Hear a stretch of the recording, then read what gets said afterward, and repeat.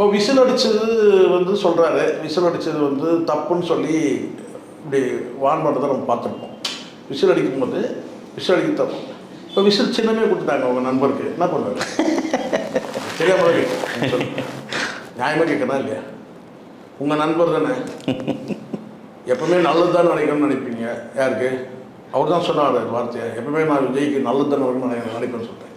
இப்போ சின்னமே கொடுத்துட்டாங்க சார், ஊர் முழுக்க விசில் அடிச்சுக்கிறானுங்க.